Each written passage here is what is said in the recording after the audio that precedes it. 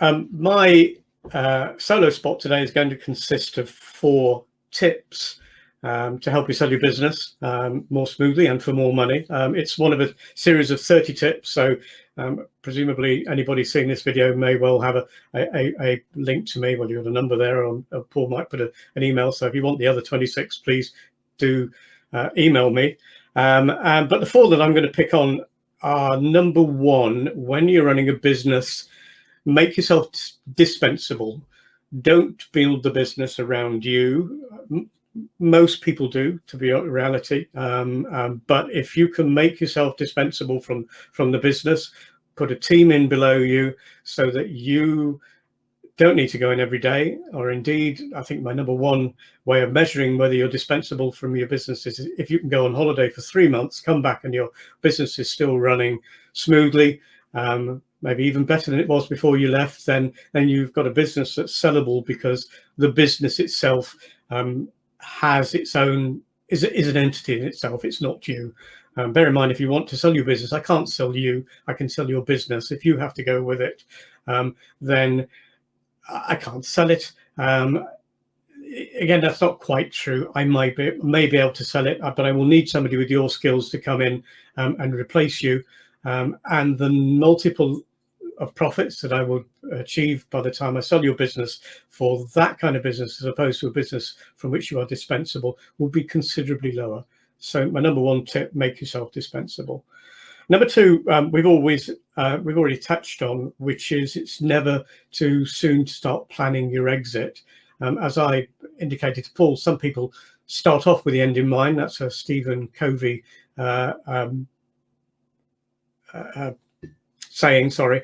So Stephen Covey says start off with the end in mind. Some people do that with business. They literally start off building a business to sell it in 3-4 years time, by the time they've built it up, achieved the numbers they want, and walk away and sell it. Not many people are going to do that, so I don't necessarily expect that to happen, but the sooner you can start, I think Paul mentioned 5 years, that's a good number. Start with that figure.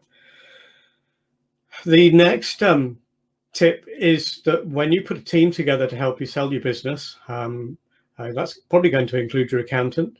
That's going to include somebody like me. So it's going to include a business broker or a business transfer agent. It could be somebody, if you're a bigger business, somebody who isn't going to be called themselves a business transfer agent, but it could be an accountant or part of your accountancy practice. Or it could be a business transfer agent. That's obviously going to be important, but I would say that, wouldn't I? So move on to the next person. And I think probably the most important is the solicitor. And I've got one business that I'm trying to sell at the moment. The buyer rang me yesterday and he said, I'm getting so fed up. It's now taken me 12 months to sell this business. He said, my friends are laughing at me. And he genuinely did say that. It should have taken 2 months. And partly the reason it's delayed so much is the seller, but mainly the reason it's delayed so much is the solicitor. Every now and then the solicitor will churn a piece of paper work out, and you think, right, it's all going to go smoothly now, and then it just goes quiet again. And that's what happened 2 weeks ago. They churned out what should have been the last bit of paperwork, and 2 weeks later we've not heard a thing again. So get your solicitor, get somebody preferably who's used to dealing with corporate sales, and somebody.